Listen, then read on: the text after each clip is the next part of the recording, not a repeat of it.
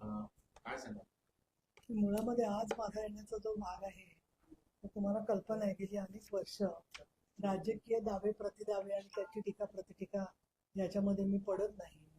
आजचा महिलांविरुद्ध सायबर गुन्हे प्रतिबंध, सार्वजनिक वाहतूक व्यवस्थेतील महिला आणि बालके सुरक्षितता, आज व्हॅलेंटाईन डे आहे. चांगल्या घटना घडून सगळ्या अशी माझी शुभेच्छा आहे सगळ्या जणांना, आणि प्रत्येकाला व्हॅलेंटाईनचं हिंसामुक्त प्रेम मिळो अशी माझी अपेक्षा आहे आणि त्या माझ्या शुभेच्छा आहेत. पॉक्सो आणि लैंगिक अत्याचार प्रकरणं लवकर निकाली लागावी याबद्दल मी आज नागपूर ते विशेष पोलीस महानिरीक्षक नाशिक परिक्षेत्र कार्यालय येथे संबंधित सर्वजण, मग पुणे शहरात जसे आम्ही बैठका घेतो तसं नाशिक शहर, नाशिक ग्रामीण या सगळ्या अधिकाऱ्यांच्या बरोबर बैठक ठेवलेली आहे. त्याचबरोबर गुणोत्तर चाचणीमध्ये नाशिक शहर हे कमी दर्जावर आहे असं कालच झालेल्या बैठकीमध्ये समोर झालेलं आहे.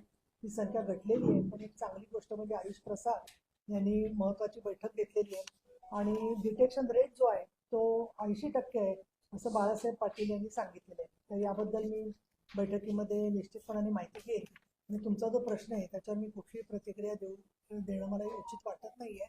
परंतु मला इथे सांगावं असं वाटतं की स्वतःच्या कर्तृत्वावरती, त्याचबरोबर कुठल्याही प्रकारनी जनतेचा जनादेश न घेता, तर उलट जनतेचा जनादेश मिळवून 60 आमदार निवडून आणण्याची धमक जी आहे ती एकनाथ शिंदे यांच्यामध्ये आहे. त्यामुळे जे 2 किंवा 3 आमदारांना फक्त आणतात निवडून आणि ज्यांनी डोंगरच्या डोंगर फस्त केलेले आहेत अशा व्यक्तींनी माननीय शिंदे साहेबांबद्दल बोलू नये असं मला वाटतं. ताई, एमएसएफचा एक जवान आहे ज्याला लोकलमध्ये 4-5 परप्रांतीयांनी आज मारहाण केलेली आहे. त्यावरून वाद स्वीकारते आणि त्याला एमएसएफ जवानाला धमकी सुद्धा दिली की तुला कापून टाकू. एकूण परप्रांतीयांची मजुरी मुंबईत वाढताना दिसते. मुळामध्ये एक आहे की रेल्वेजमध्ये लोकलमध्ये गर्दी मोठ्या प्रमाणात होते आणि ज्या प्रमाणामध्ये लोकांना नोकऱ्यांसाठी किंवा कामांसाठी प्रवास करावा लागतो त्या प्रमाणामध्ये आरक्षण किंवा बसण्याच्या व्यवस्था जेव्हा मिळत नाहीत त्यावेळेला कुठल्या ना कुठल्या प्रकारनी असंतोषाचा स्फोट होत असतो आणि त्यामुळे प्रत्येक वेळेला त्या वादाला कुठल्या तो जातीचा किंवा धर्माचा किंवा प्रांताचा असं स्वरूप देणं योग्य नाही असं मला वाटतं.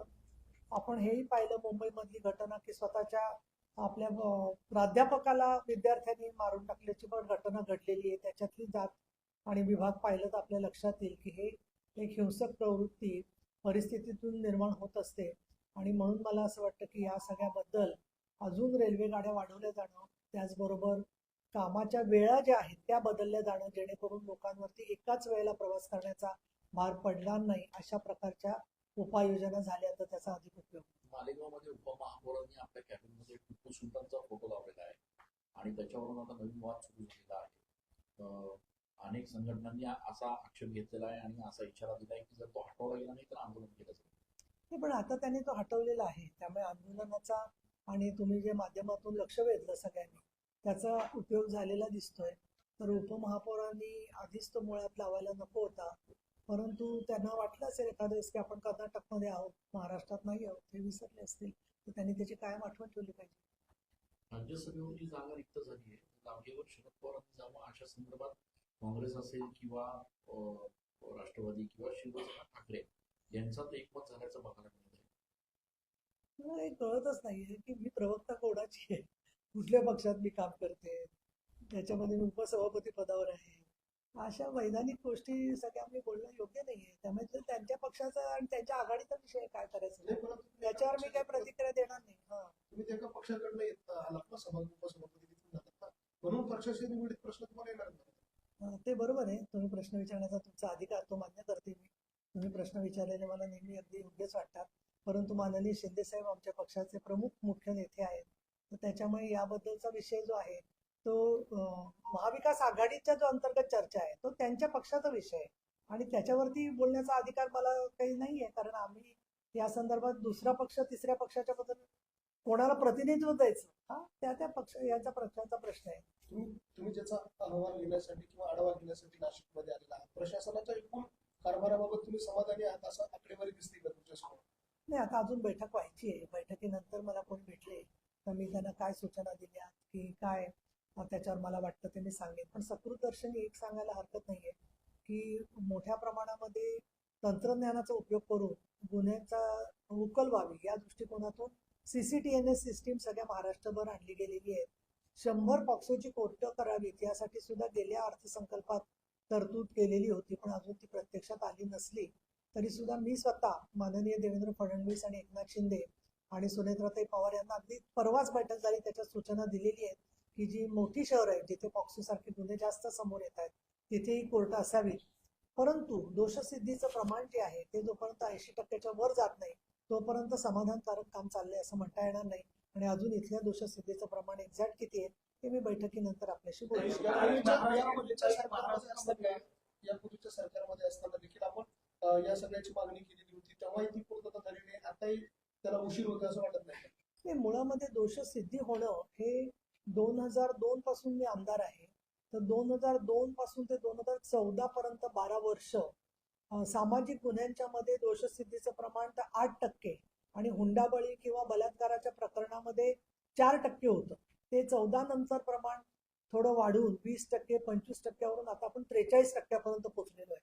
हे सगळं माझ्यामुळे झालं असा माझा दावा अजिबात नाहीये. परंतु केंद्र सरकारचे प्रयत्न, राज्य सरकारचे प्रयत्न, समाजात झालेली जागृती, माध्यमांनी घेतलेली दखल आणि त्याचबरोबर न्यायसंस्थेनी जेंडर इक्वॅलिटीवरती घेतलेलं ओरिएंटेशन या सगळ्याचा परिणाम आपल्याला हळूहळू झालेला दिसतोय.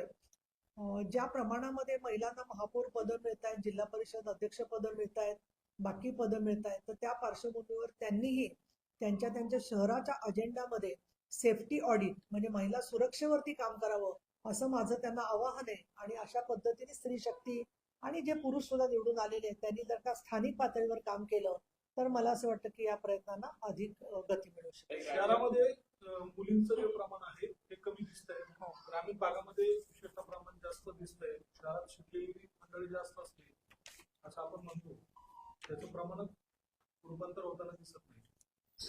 आपण जी आकडेवारी सांगितलेली आहे की ग्रामीण भागामध्ये जी आकडेवारी आहे त्यामध्ये ते प्रमाण जे आहे ते मालेगाव महापालिका क्षेत्रात 989 आहे, तर ग्रामीणमध्ये तेच 948 आहे आणि शहरात मात्र 894 आहे प्रमाण जे आहे ते.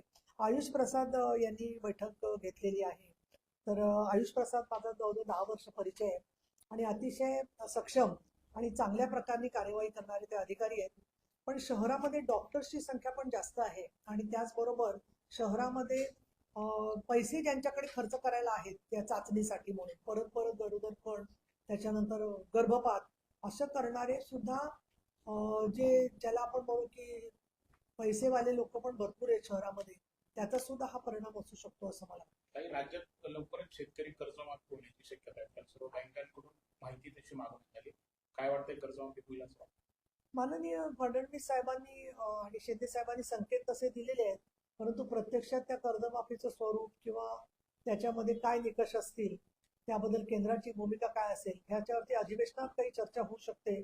येणाऱ्या अर्थसंकल्पामध्ये काय घोषणा होत आहेत, 6 मार्चला अर्थसंकल्प आहे, त्यावेळेला आपल्याला ते स्पष्ट होईल असं मला वाटतं. परंतु शेतीमालाला भाव मिळण्याच्या संदर्भात जेवढे प्रभावी उपाय चाललेले आहेत त्याच्यामध्ये आपत्ती, नैसर्गिक आपत्तीमुळे सुद्धा खूप अडचणी आपल्याला आलेल्या दिसत आहेत, पण तरीही याबद्दल सरकार योग्य ती पावलं उचलेल अशी मला खात्री वाटते. काही मुली आणि महिलांचं काय होण्याचं प्रमाण खूप मोठं प्रमाणात त्यांची नोंद केवळ केली जाते, मात्र तपास केला जातो.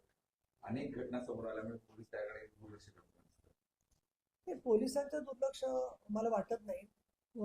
मुस्कान म्हणून तो त्यांचा कार्यक्रम आहे ज्याच्यामधून ते गायब झालेल्या मुली आणि महिलांना परत घेऊन येतात आणि घरी कुटुंबात सोडवतात. पण आपलं काय झालंय, आपण जो दृष्टिकोन आहे त्याच्यामध्ये कुटुंबातल्या त्रासामुळे स्त्रिया आणि मुलींना फूस लावणं सोपं होत आहे, ही एक वस्तुस्थिती आहे. आणि त्याच्यामध्ये अल्पवयीन मुलगी असेल तर तिथे अपवादात्मकरित्या सक्तीने सुद्धा धर्मांतर आणि लव जिहाद सारखे प्रकार घडताना आपल्याला दिसत आहेत. आणि आपण अजून एक मुद्दा लक्षात घेतला पाहिजे, जसं एक मोठा विषय अँटी ट्रॅफिकिंग, मुलींचा अनैतिक व्यापार, तर त्या दृष्टिकोनातून सुद्धा काही दलाल किंवा काही अशा प्रकारचे रॅकेट्स आहेत. आणि नाशिक सारख्या ठिकाणी नाशिक आहे, पुणे आहे, संभाजीनगर आहे, जी जंक्शन्स आहे तिथे बघा डायरेक्टली कलकत्त्याहून येणाऱ्या ट्रेन सगळ्या जिथून पास होतात.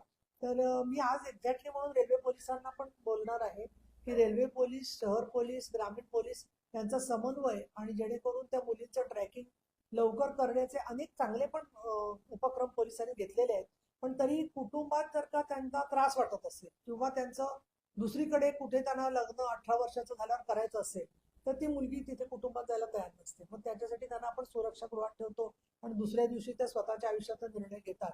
त्यामुळे मला स्वतःला वाटतं की कुटुंबात स्त्रियांना अधिक प्रेमळ आणि अधिक अधिकाराच्या बरोबर अधिक जबाबदारीची जाणीव असणारी कुटुंब संस्था आपली तयार झाली तर हे प्रमाण आपल्याला कमी झालेलं दिसेल, हे देखील महत्वाचं वाटतं. काही आजही आदिवासी बहुल भागांमध्ये मुलं सांभाळली जात नाही किंवा मुलांना सांभाळण्यासाठी त्यांच्याकडे आर्थिक परिस्थिती नाही किंवा शासनाची योजना त्यांच्यापर्यंत पोहोचत नाही, म्हणून त्यांना मुलं जी आहेत ती दुसऱ्यांना द्यावी लागतात, विकावी लागतात. अशा प्रकारचं प्रकरण मध्यंतरी नाशिकच्या आदिवासी भागामध्ये जे आहे ते समोर आलेलं आहे की काही मुलं आजारी होती म्हणून मग हॉस्पिटलला नेली होती आणि त्याच्यानंतर ते आई वडील येईपर्यंत त्या मुलांचा प्रतिपाळ करण्यासाठी दुसरे काही लोक घेऊन गेले.